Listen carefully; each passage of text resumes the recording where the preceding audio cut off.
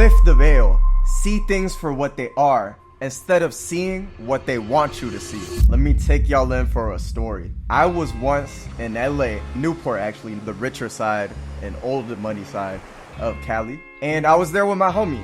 We were ready to get the bag. We were meeting with probably one of the most richest people I've ever sat face to face with.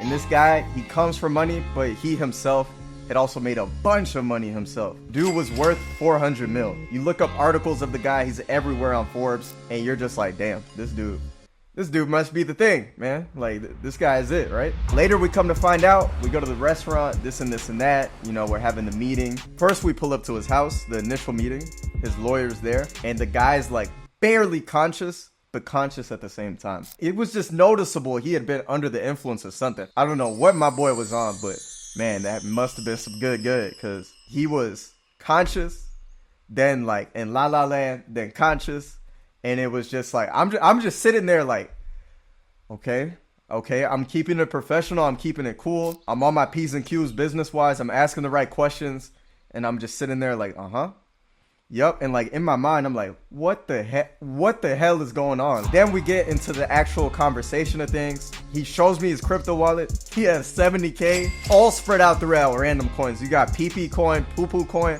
all these different things. He's like, yo, can you just sell these off for me? Because the market is crashing at this point. Bitcoin was like at 40K and making its way down to like 30K, 20K, right? So he was panicking. He was left with the bags, and the bags were about to disappear in a few days if we didn't liquidate them, right? So I helped them out, liquidated them and all that.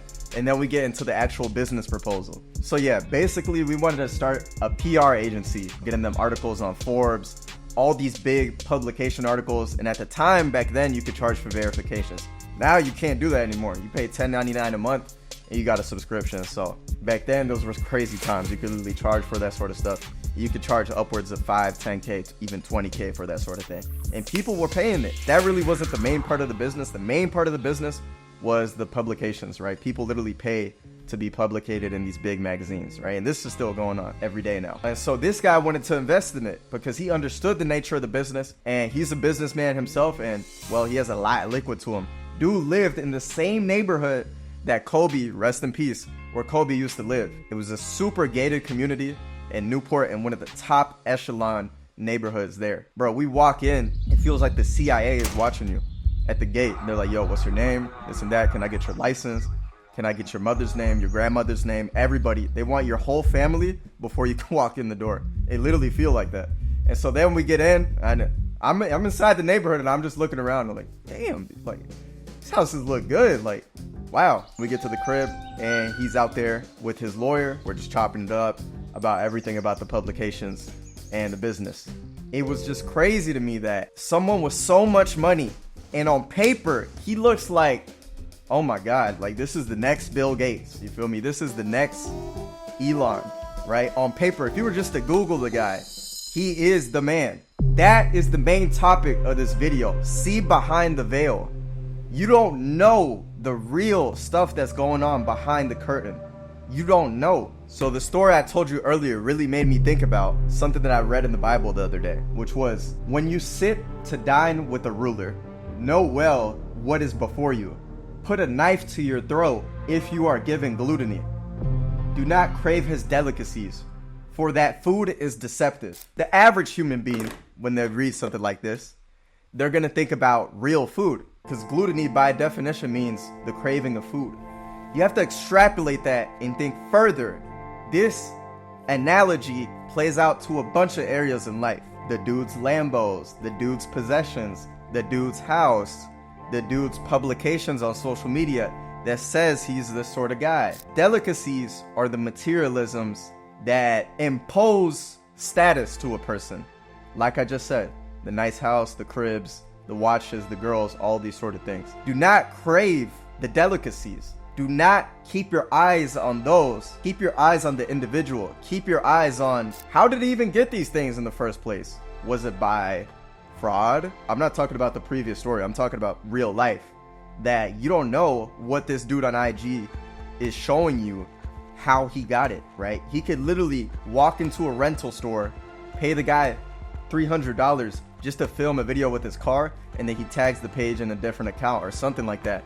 And then he uses that car that he took a picture with and puts it on his main and is flexing it like it's his. Like, it's so easy to fake things and perception manage things on social media. So you have to learn how to see behind the veil. Another often thing that's craved by most relationships, mostly girls, but there is some dudes as well that do this. I'm not gonna point the finger at nobody, but they'll see something on social media about a relationship and then cry about why theirs isn't like this. Comparison is literally the theft of joy. You don't know what that person really is. Here, we'll throw up these pictures of relationships. Oh my God, you know what I mean? They're taking the picture on the cliff, like, oh my goodness, like that's so perfect, this and that. And then you go and recreate it and it looks like some crap, right? Nah, them people spent 24 hours trying to take that one picture. Then it came out perfect.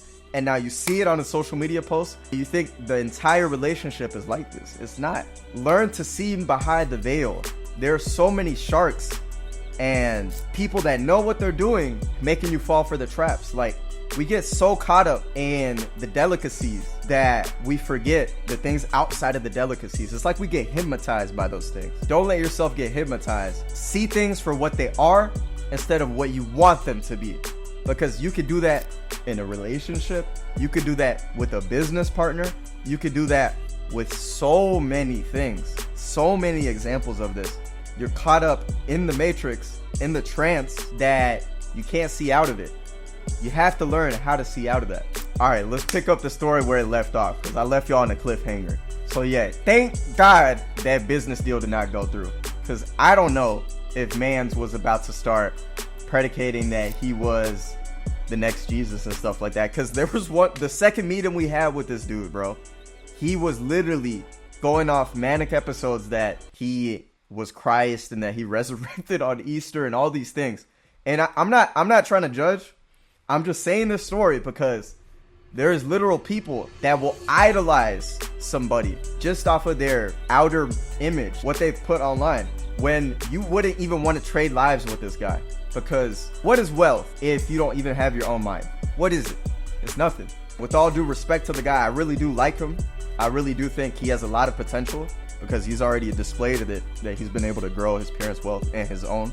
But I'd rather be at $20 if I got my mind still, because I know if I got my mind, that's all I need. That's if I got God in my mind, like, there's nothing that can stop me. Everything happens for a reason. The fact that these companies started, billing out subscriptions, people would have paid for that service. There goes, like few thousands in refunds, right?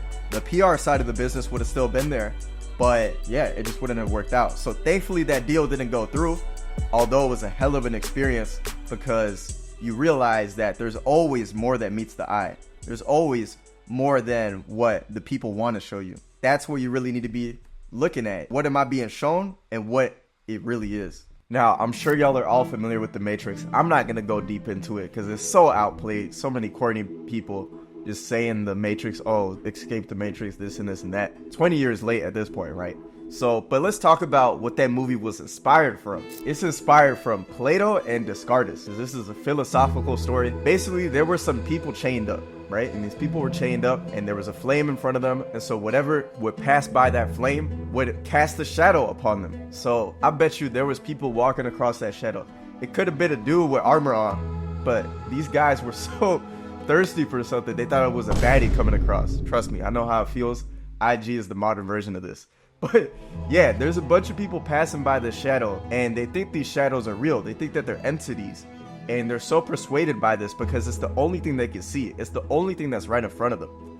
And then one of these prisoners escapes and he has trouble realizing that there's more to this. And he's just so astonished because, the sun is hidden for the first time. He can see there's leaves, there's grass, there's all this nature. And he was in so much denial that he still believed that the entities were real until like a few more days and weeks passed by. And then he realized there's more that meets the eye. There's more that what appears at face value. And so that little story is all the way back from these philosophical times and it's real. And this principle has not gone anywhere. I showed you examples in my own life. I showed you examples in this philosophical story. And so apply these terms. Learn to see behind the mirage. See things for what they are, not for what they want you to see.